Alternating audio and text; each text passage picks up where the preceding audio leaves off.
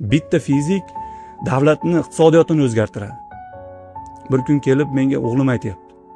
Dada, katta bo'lsam fizikadan, kvantik fizikani o'rganib, mana shu sir asrorlarni ochaman, Nobel olaman.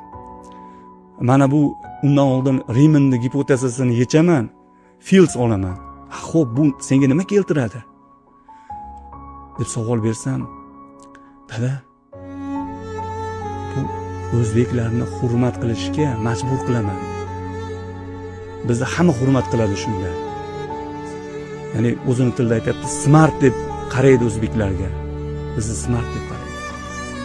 O'zbek so'mini qudratli qilaman.